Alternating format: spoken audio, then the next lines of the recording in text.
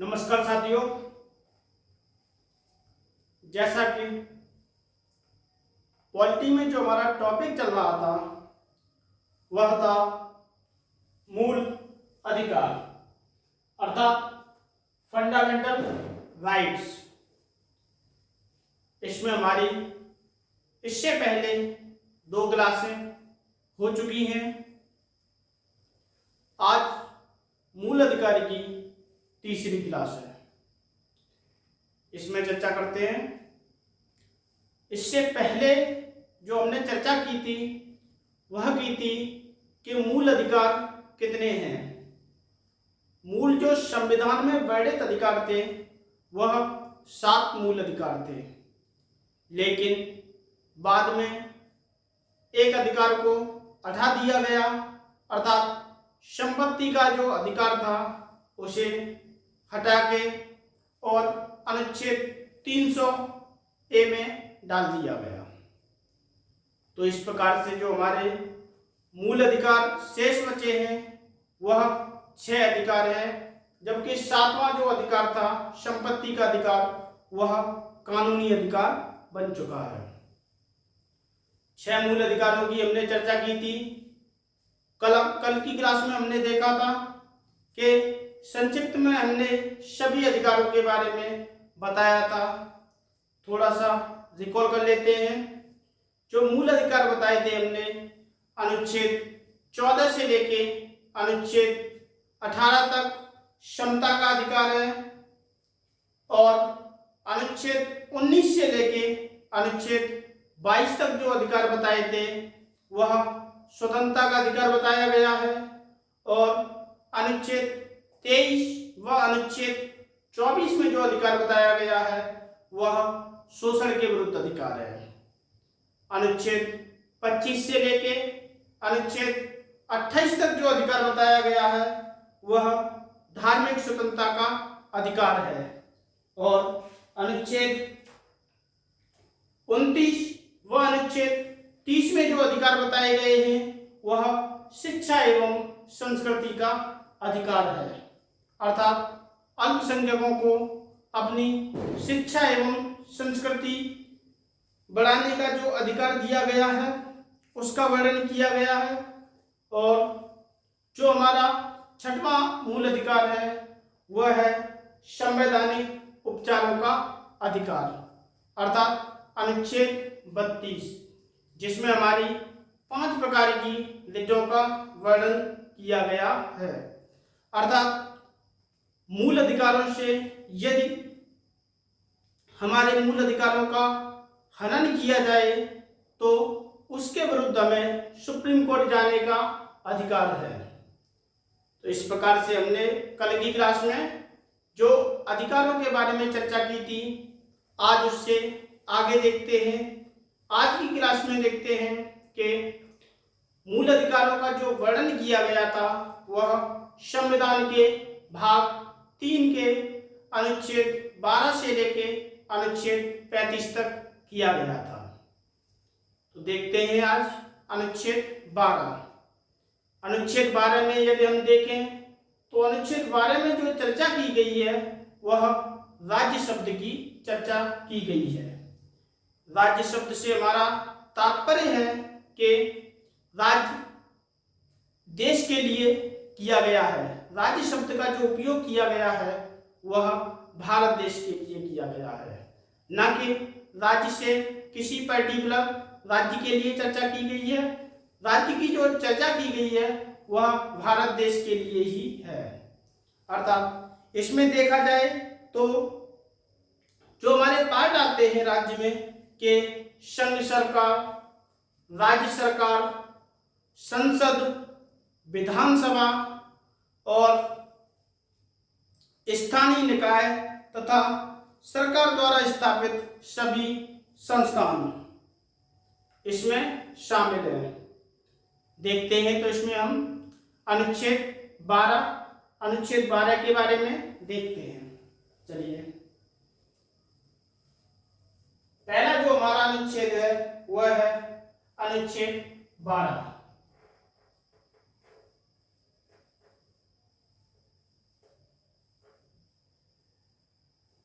अनुच्छेद 12। इसमें जो हमारी चर्चा की गई है वह राज्य शब्द को परिभाषित किया गया है। अनुच्छेद 12 में जो वर्णन है वह है राज्य शब्द को राज्य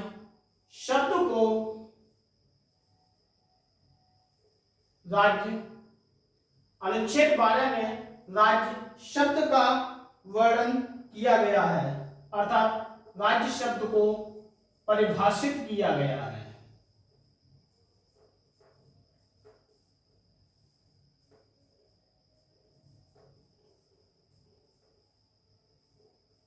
राज्य शब्द को परिभाषित किया गया है।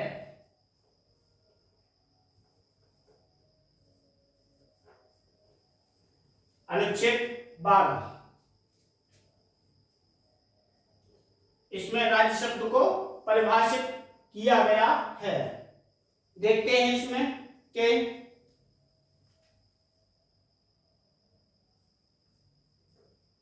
अनुच्छेद 12 के अनुसार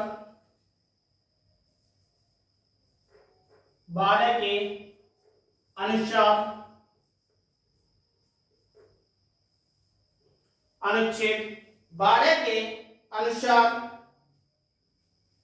राज्य शब्द में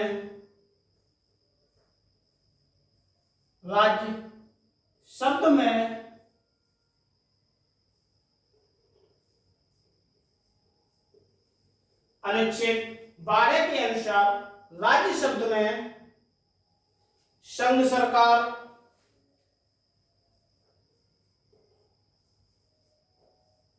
सरकार,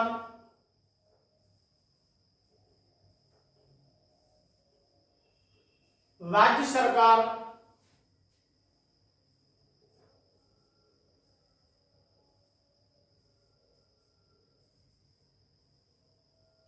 संघ सरकार, राज्य सरकार,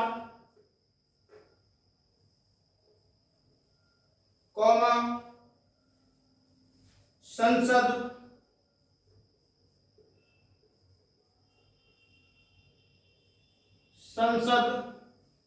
राज्य विधानमंडल,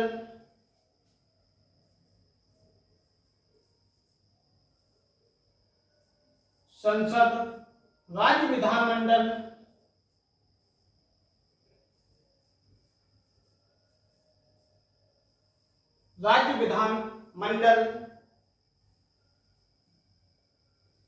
स्थानीय निकाय,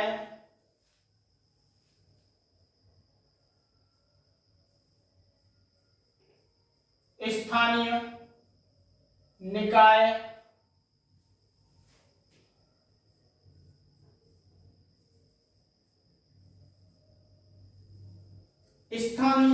निकाय, तथा सरकार द्वारा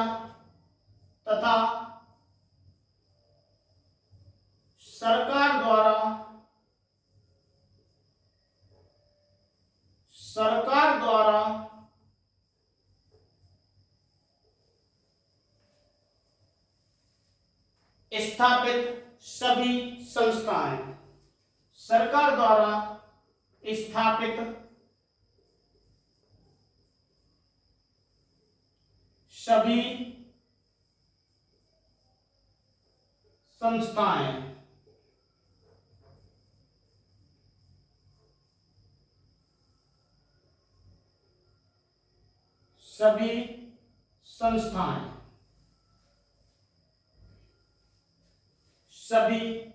संस्थाएं, शामिल हैं।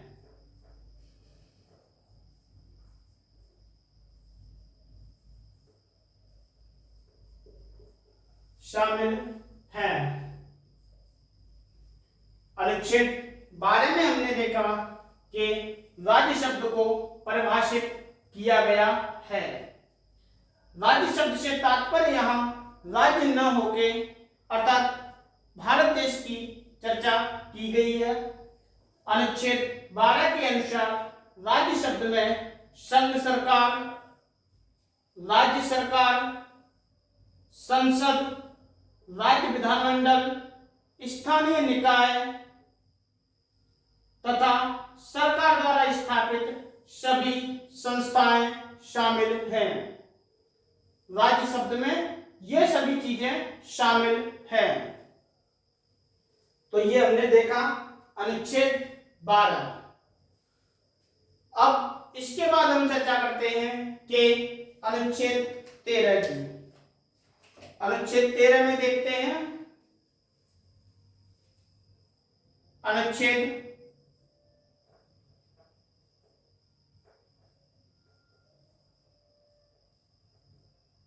13।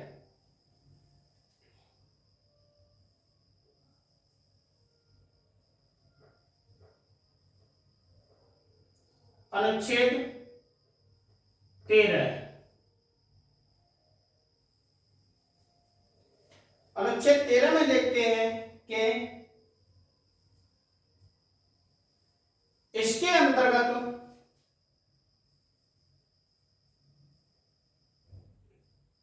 इसके अंतर्गत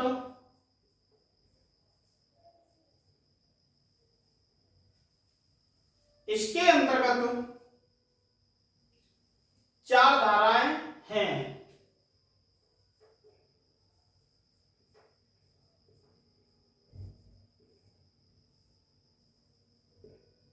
इसके अंतर्गत 4 धाराएं हैं।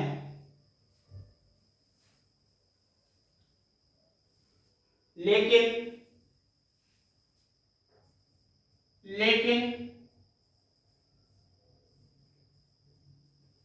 मूल संविधान में मूल संविधान में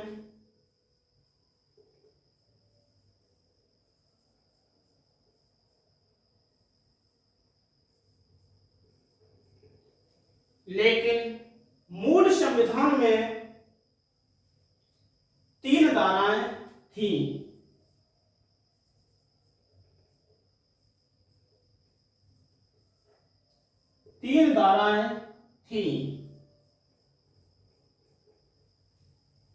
अनुच्छेद 13 में हमने देखा कि इसके अंतर्गत 4 धाराएं हैं, लेकिन मूल संविधान में जो वर्णन था वह 3 धाराओं का था।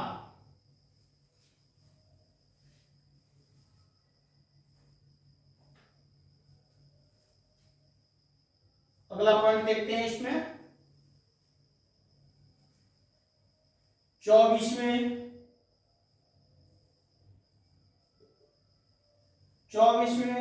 संविधान संशोधन द्वारा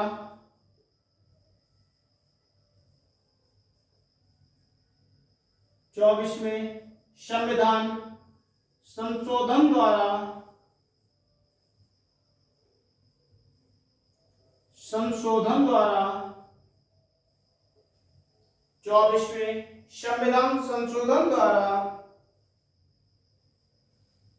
1971 में अनुच्छेद 13 के अंतर्गत 1971 में अनुच्छेद 13 के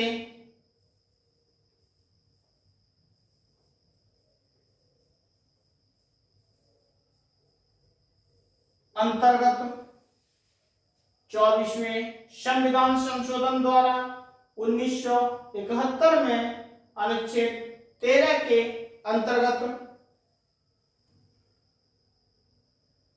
अनुच्छेद 4 नामक धारा जोड़ी गई। अनुच्छेद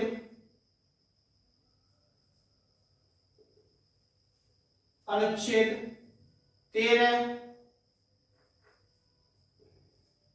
4 नामक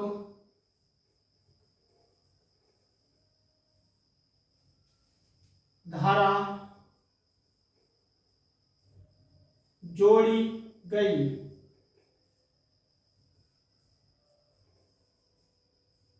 जोड़ी गई। 24वें संविधान संशोधन द्वारा 1971 में अनुच्छेद 13 के अंतर्गत अनुच्छेद 13(4) नामक धारा जोड़ी गई।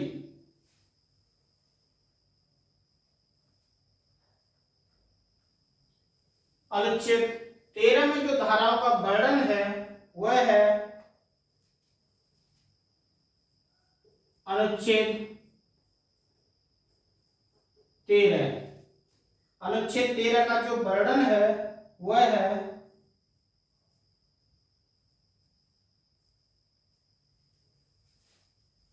अनुच्छेद 13(1), अनुच्छेद 13(2),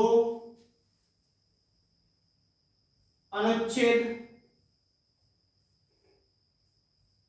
13(3) व अनुच्छेद 13(4). अनुच्छेद 13 का जो वर्णन है वह है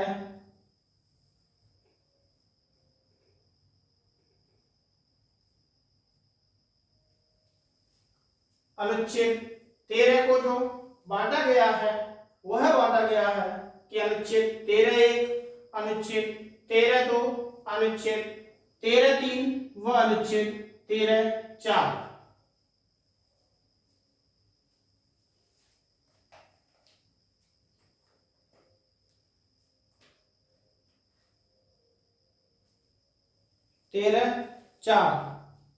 इसके बाद देखते हैं इसमें आगे।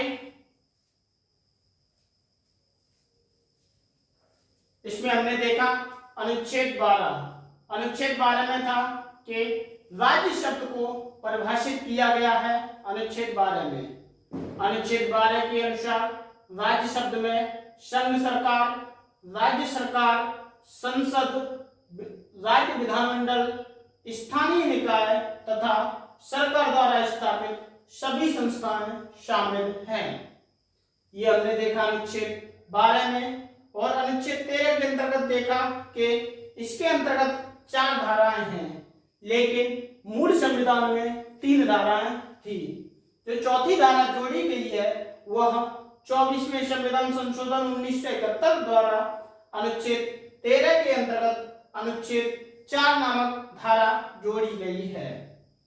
अब कुल मिलाकर अनुच्छेद 13 में 4 धाराएं, चौथी धारा जोड़ी गई है 1971 में।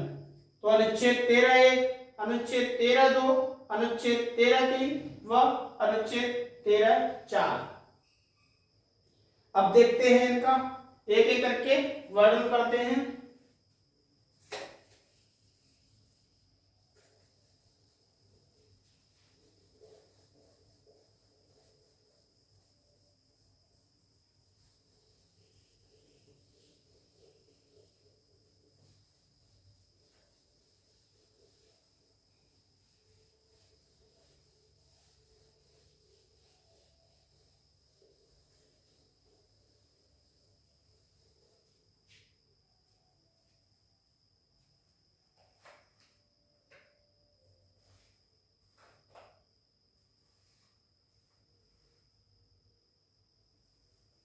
देखते हैं इसमें सबसे पहले अनुच्छेद 13(1). अनुच्छेद 13(1) इसमें देखते हैं सबसे पहले के अनुच्छेद 13(1) इसमें उल्लेखित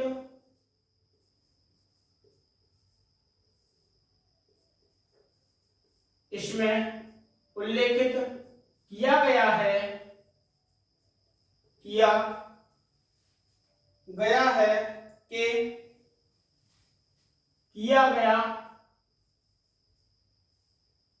है के संविधान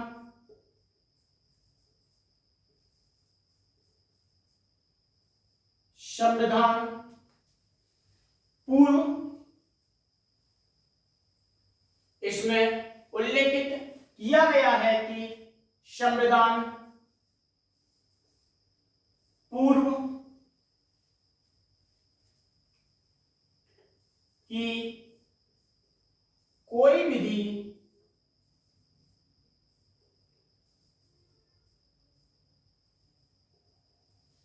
अनुच्छेद 13(1) में देखा, इसमें उल्लेखित किया गया है कि संविधान पूर्व की कोई विधि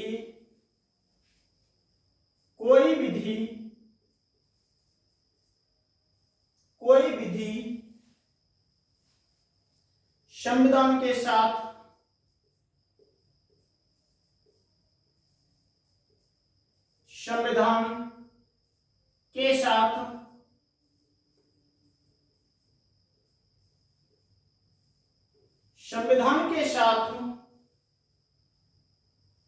संगत नहीं होने पर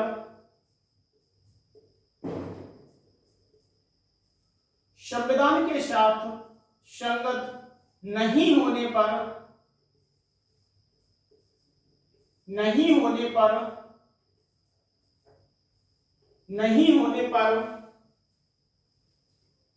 शून्य हो जाएगी।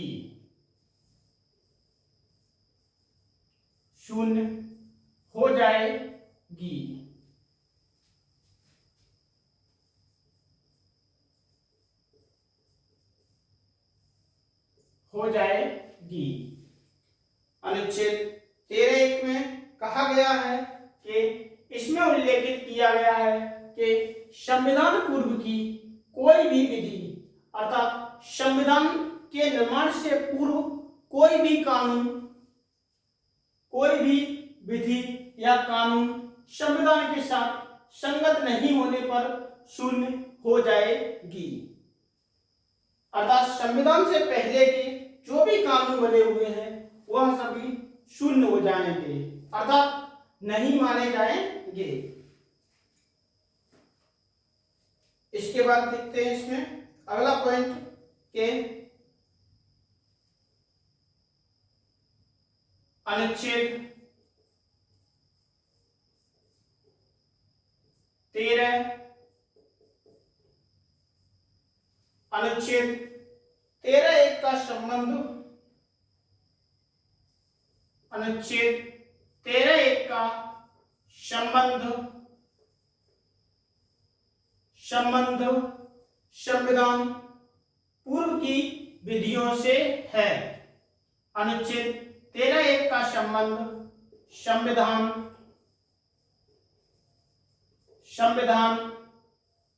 पूर्व की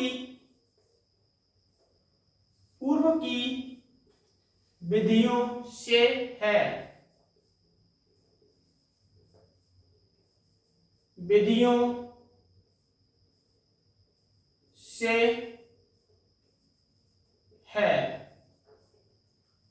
जो अनुच्छेद 13(1) है उसका जो संबंध है वह संविधान पूर्व की विधियों से है, अर्थात संविधान के निर्माण होने से पहले जो कानून थे उनसे संबंधित है।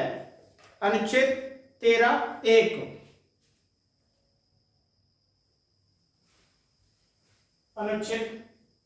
का संबंध संविधान पूर्व की विधियों से है। इसके बाद देखते हैं हम अगला अनुच्छेद, यानी अनुच्छेद 13(2)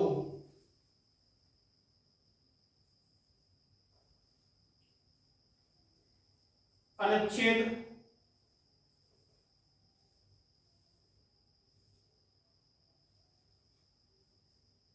13(2)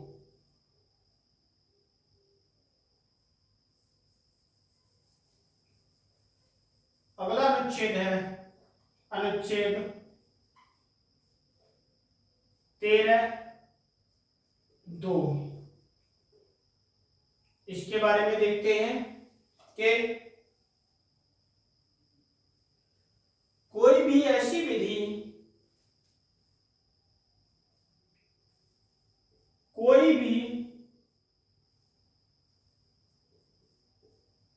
ऐसी विधि ऐसी विधि कोई भी ऐसी विधि जो संविधान के लागू होने के बाद बनाई गई हो, जो संविधान के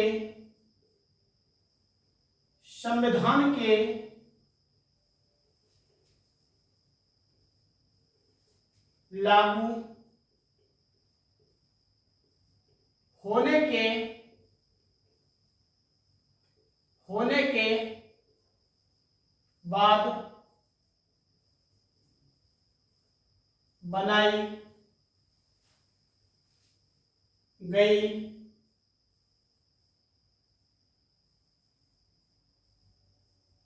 हो। कोई भी ऐसी विधि जो संविधान के लागू होने के बाद बनाई गई है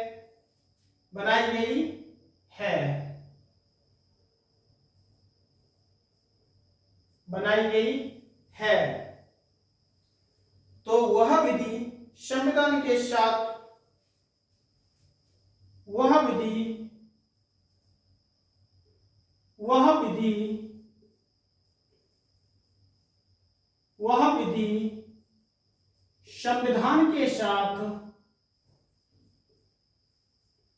संविधान के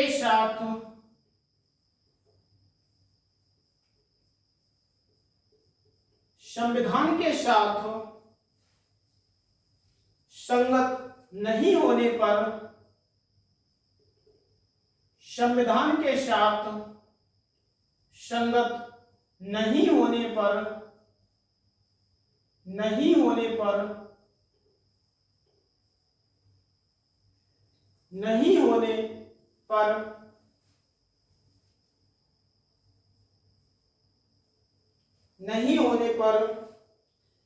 शून्य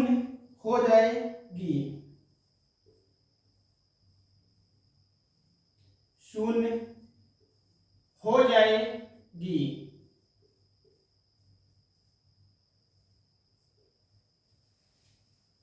कोई भी ऐसी विधि जो संविधान के लागू होने के बाद बनाई गई हो, वह विधि संविधान के साथ संगत नहीं होने पर शून्य हो जाएगी। अर्थात संविधान के जो नियम हैं उनके आधार पर नहीं बनाई गई है तो उसे शून्य घोषित कर दिया जाएगा। अर्थात यदि वह संविधान से बाहर बनाई गई है तो उस विधि को शून्य कर दिया जाएगा।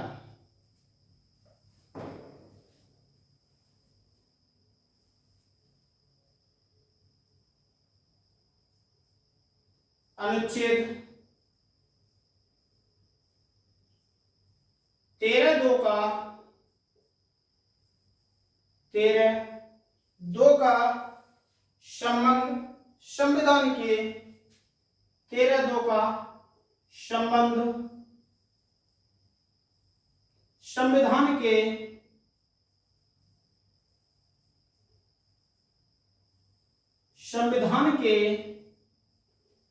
अनुच्छेद 13(2) का संबंध संविधान के लागू होने के बाद संविधान के लागू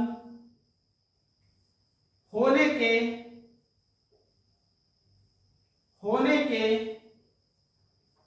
बाद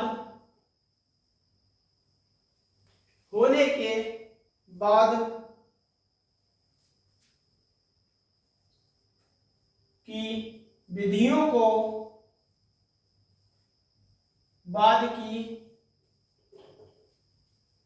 अनुच्छेद 13(2) का संबंध संविधान के लागू होने के बाद की विधियों से है।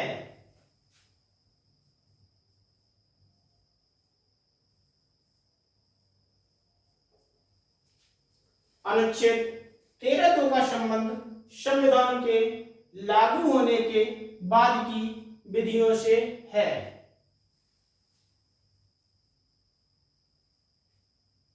इसके बाद देखते हैं अगली विधि जो बनाई गई है वह है अनुच्छेद 13(3)। इसमें हमने देखा पहली विधि थी, उसमें देखा कि इसमें उल्लेखित किया गया है कि संविधान पूर्व की कोई विधि संविधान के साथ संगत नहीं होने पर शून्य हो जाएगी। अनुच्छेद 13(1) का संबंध संविधान पूर्व की विधियों से है, अर्थात संविधान का निर्माण हुआ है उससे पहले जो विधि बनाई गई थी उनसे संबंध है अनुच्छेद 13(1) का। अनुच्छेद 13(2) कोई भी ऐसी विधि जो संविधान के लागू होने के बाद बनाई गई है वह विधि संविधान के साथ संगत नहीं होने पर शून्य हो जाएगी। अर्थात कोई भी ऐसा कानून जो बनाया गया है और वह संविधान के अंतर्गत न रहकर अर्थात संविधान से परे बनाया गया है तो उस कानून को शून्य घोषित कर दिया जाएगा। अनुच्छेद 13(2) का संबंध संविधान के लागू होने के बाद की विधियों से है, अर्थात अनुच्छेद 13(2) जो कानून बनाया गया था वह संविधान लागू होने के बाद बनाया गया था। इसमें देखते हैं अब अगला है वह है अनुच्छेद 13(3)।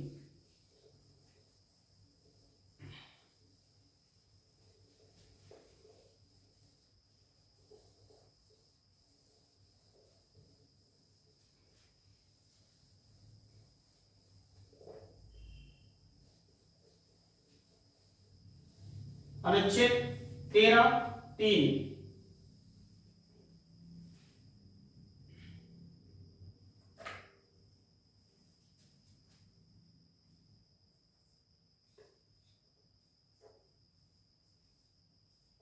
अनुच्छेद 13(3) इसके बारे में देखते हैं कि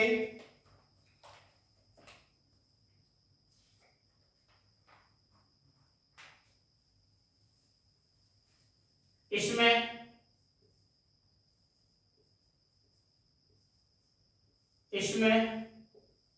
विधि शब्द को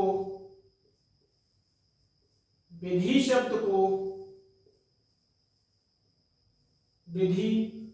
शब्द को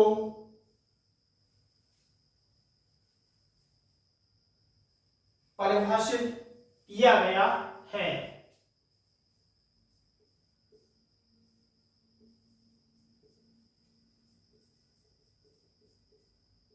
इसमें विधि शब्द को परिभाषित किया गया है।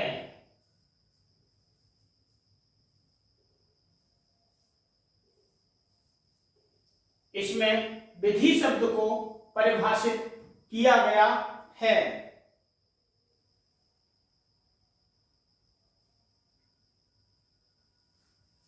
इसके अनुसार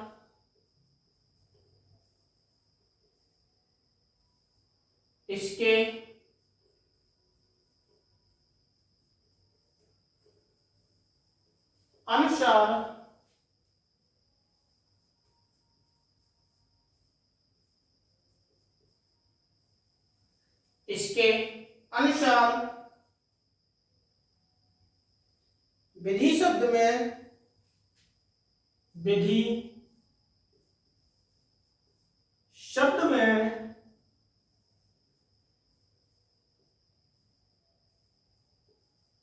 इसके अनुसार विधि शब्द में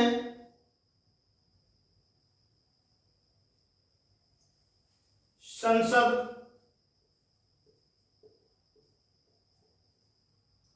अथवा राज्य विधानमंडल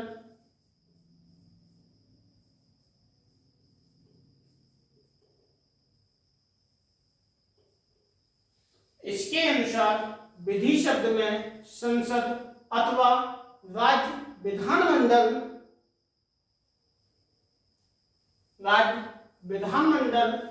द्वारा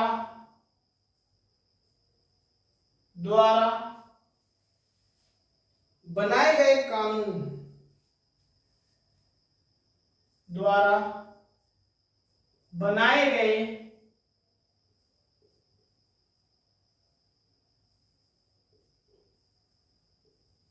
कानून अथवा राज्य विधानमंडल द्वारा बनाए गए कानून, अधिसूचना,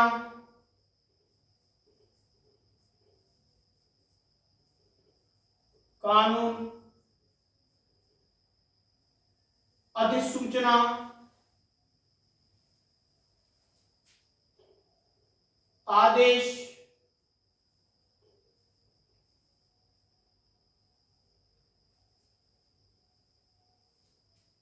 विधि शब्द में संसद अथवा राज्य विधानमंडल द्वारा बनाए गए कानून, अधिसूचना, आदेश, विनिमय,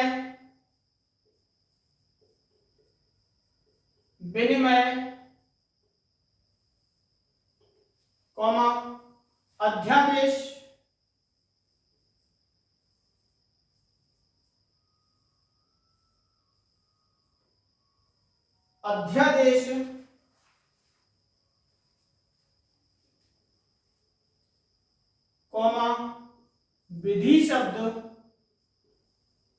विधि शब्द, अध्यादेश, विधि शब्द की परिभाषा में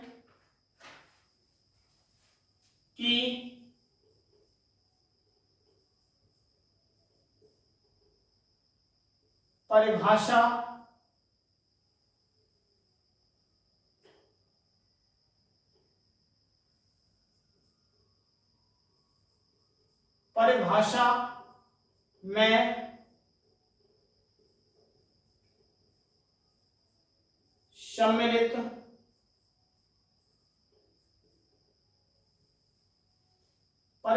में सम्मिलित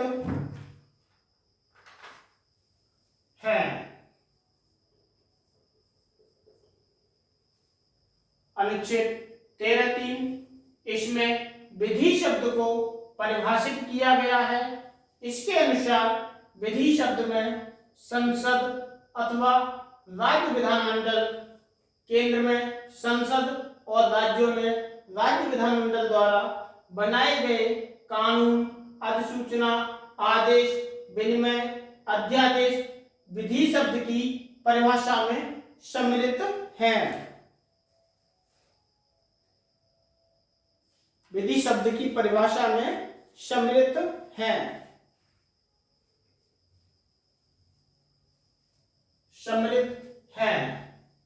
इसमें देखते हैं कि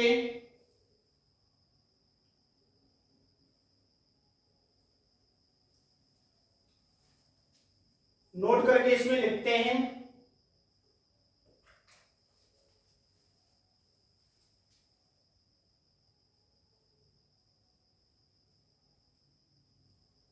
नोट करके देखते हैं इसमें कि गोलकनाथ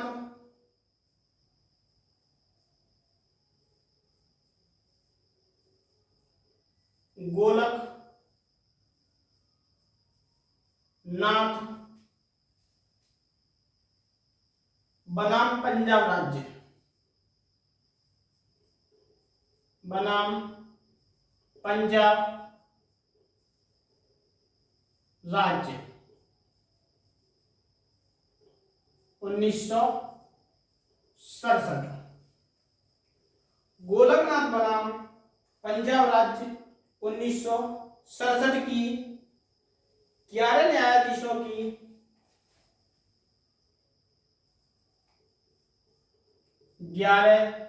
न्यायाधीशों की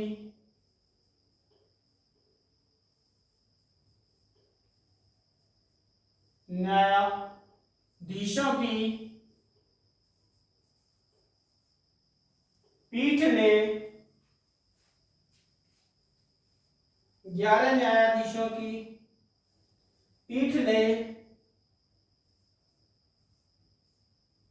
गोलकनाथ बनाम पंजाब राज्य 1967 की 11 न्यायाधीशों की पीठ ने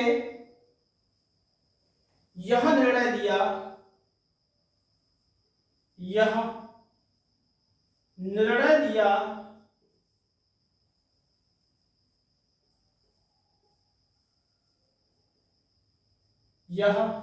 निर्णय दिया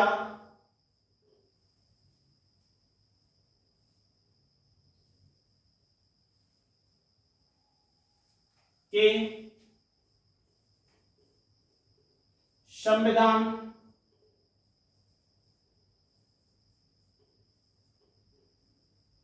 संशोधन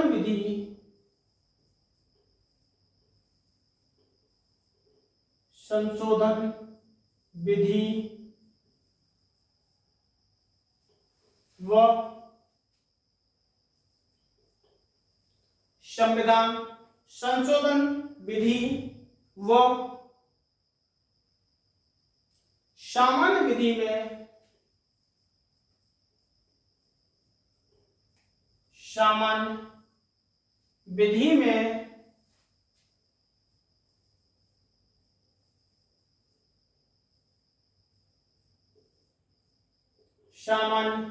विधि में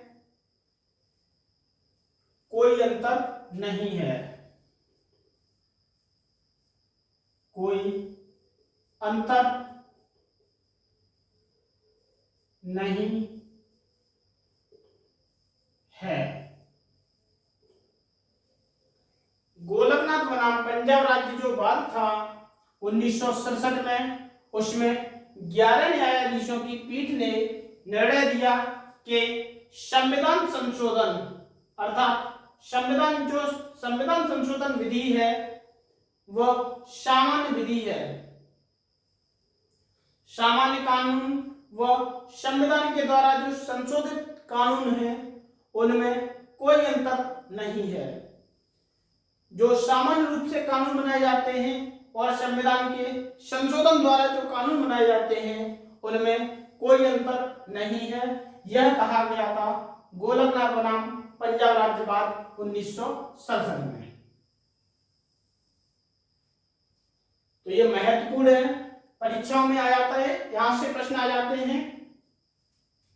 गोलकनाथ बनाम पंजाब राज्यवाद में जो निर्णय दिया गया था वह क्या था? तो उस निर्णय में जैसे संविधान संशोधन विधि व सामान्य विधि में कोई अंतर नहीं है। इसमें 11 न्यायाधीशों की पीठ ने यह निर्णय दिया था। इसमें हमने देखा था अनुच्छेद 13(3) में कि इसमें विधि शब्द को परिभाषित किया गया है। विधि से तात्पर्य के कानून अर्थात कानून को परिभाषित किया गया है। इसके अनुसार विधि से तात्पर्य कानून ही है। विधि शब्द में संसद अथवा राज्य विधानमंडल द्वारा बनाए गए कानून, अधिसूचना, आदेश, विनिमय, अध्यादेश विधि शब्द की परिभाषा में सम्मिलित हैं। अर्थात ये सभी शब्द विधि शब्द में ही सम्मिलित हैं। अब विधि के लिए जो इसमें एक उदाहरण के रूप में देख सकते हैं कि गोलकनाथ बनाम पंजाब राज्यवाद जो 1967 में हुआ था उसमें 11 न्यायाधीशों की पीठ ने निर्णय दिया कि संविधान संशोधन विधि जो संशोधन किए जाते हैं विधियों में वह सामान्य विधि जो सामान्य रूप से कानून बनाए जाते हैं उनमें कोई अंतर नहीं है। इसके बाद देखते हैं अगला के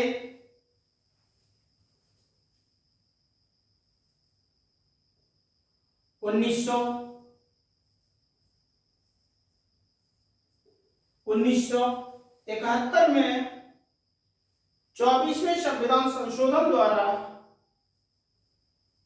24वें संविधान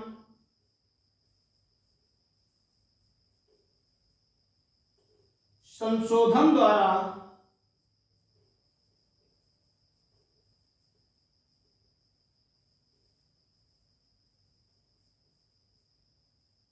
संशोधन द्वारा 1971 में 24वें संविधान संशोधन द्वारा अनुच्छेद 13 के अंतर्गत अनुच्छेद 13 के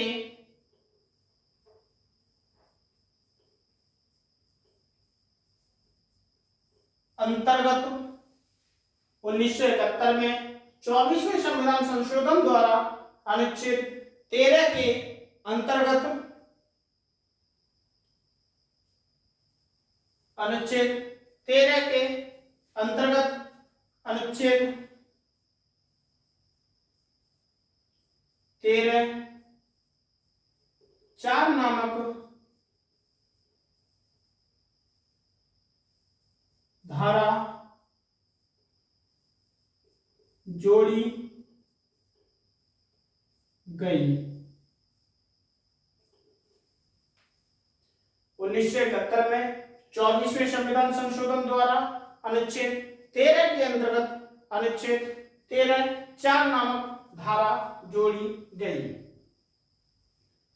इसमें देखें तो ये जो उदाहरण है ये बहुत महत्वपूर्ण है, परीक्षाओं में आ जाता है कि गोलकनाथ बनाम पंजाब राज्य बात सन पूछ लेगा कभी कभी कि यह किस सन में हुआ।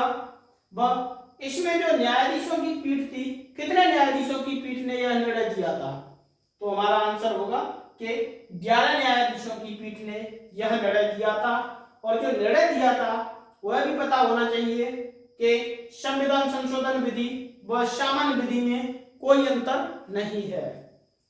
यह गोलकनाथ बनाम पंजाब राज्यवाद में कहा गया।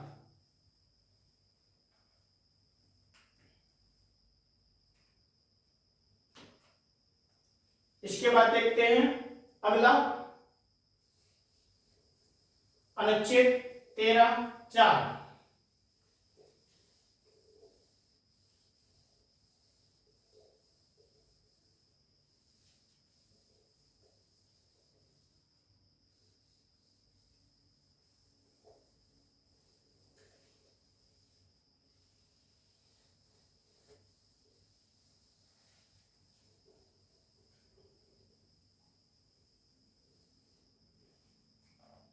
अगला बात देखते हैं इसमें कि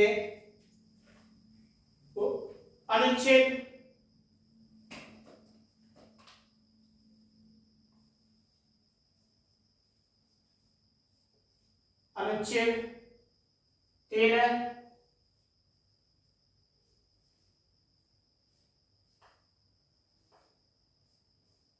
4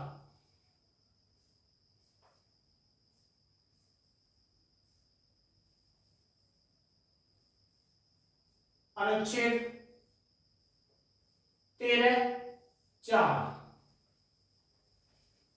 देखते हैं इसमें कि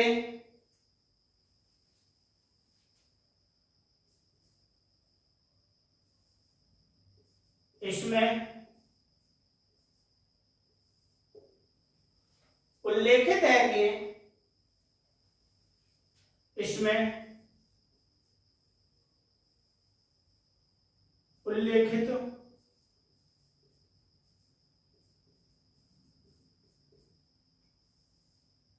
है कि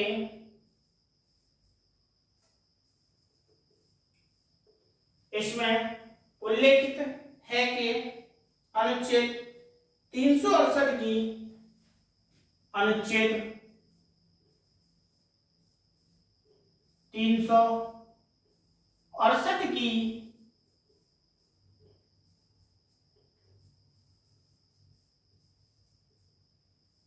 प्रक्रिया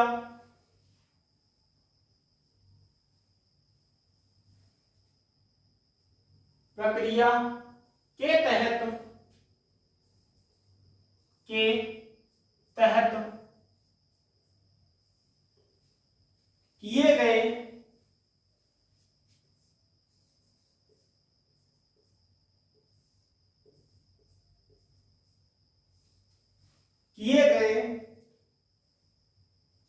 संशोधन अनुच्छेद किए गए संशोधन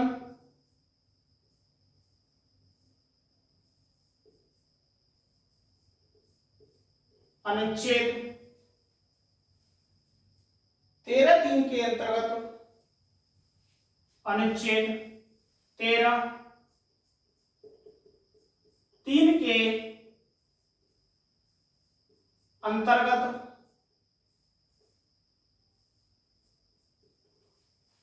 किए गए संशोधन अनुच्छेद 13(3) के अंतर्गत परिभाषित विधि शब्द में शामिल नहीं है।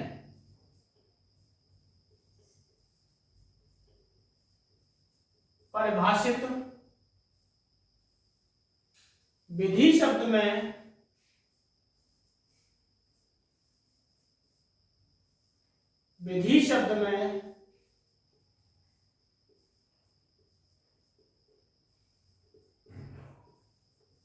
शामिल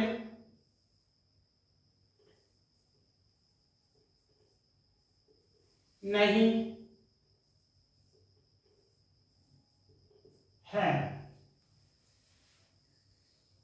इसमें उल्लेखित है कि अनुच्छेद 368 की प्रक्रिया, अनुच्छेद 368 में संविधान संशोधन की प्रक्रिया का वर्णन किया गया है कि अनुच्छेद 368 की प्रक्रिया के तहत किए गए संशोधन अनुच्छेद 13(3) के अंतर्गत परिभाषित विधि शब्द में शामिल नहीं है।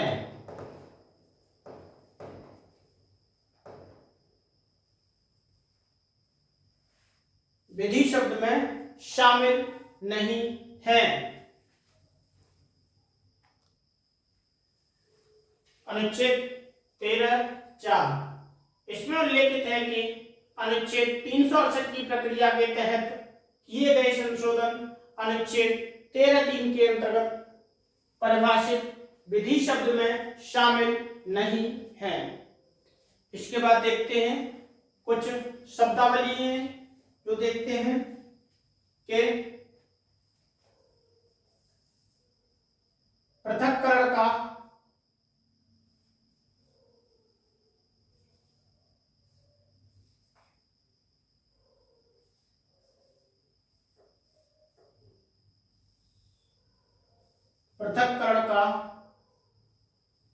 सिद्धांत।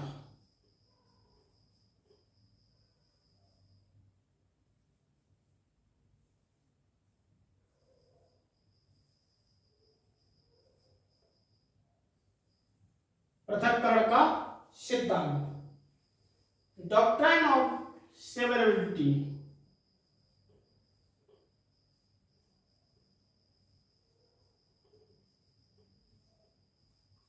डॉक्ट्राइन ऑफ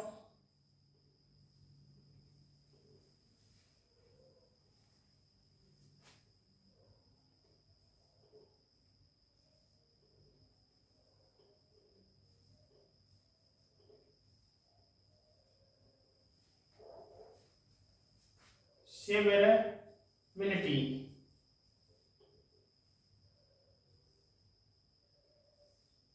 अर्थात पृथक्करण का सिद्धांत। इसे देखते हैं कि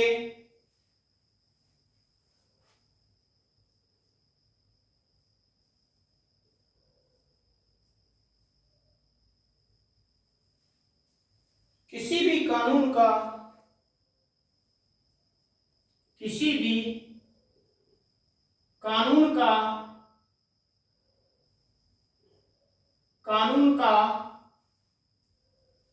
वह भाग, किसी भी कानून का वह भाग जो संविधान के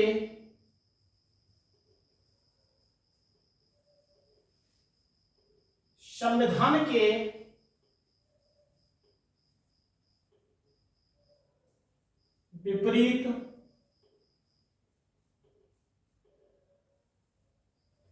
किसी भी कानून का वह भाग जो संविधान के विपरीत है, विपरीत है, केवल वही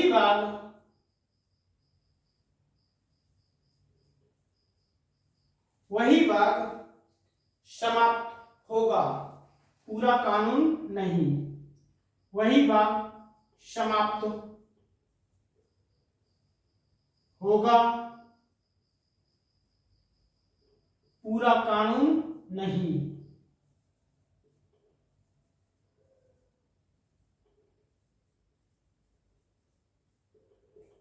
कानून नहीं। पृथक्करण का सिद्धांत, इसमें बताया गया है कि किसी भी कानून का वह भाग जो संविधान के विपरीत है, केवल वही भाग समाप्त होगा, पूरा कानून नहीं। अर्थात किसी कानून में कोई भी भाग ऐसा है जो संविधान के विपरीत है, तो उसमें उसी पार्ट को अलग कर दिया जाएगा, न कि पूरे कानून को समाप्त किया जाएगा। यह हुआ हमारा पृथक्करण का सिद्धांत। और इसी में एक और देखते हैं कि परित्याग का सिद्धांत।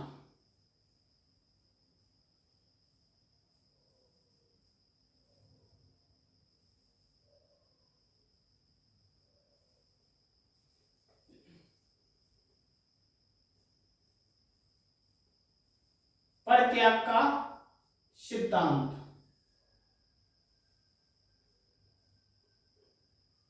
परित्याग का सिद्धांत, doctrine of weber.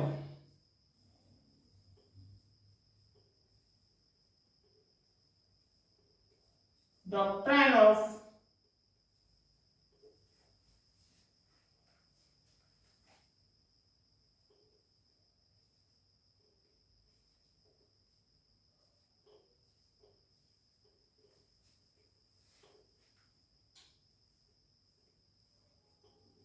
Doctrine of weber,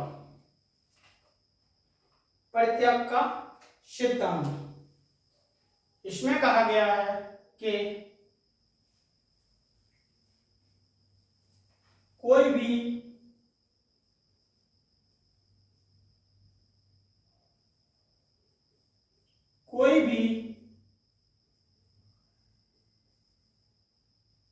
नागरिक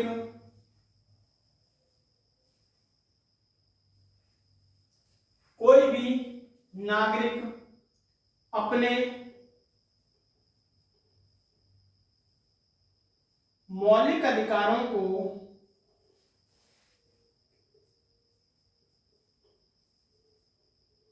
मौलिक अधिकारों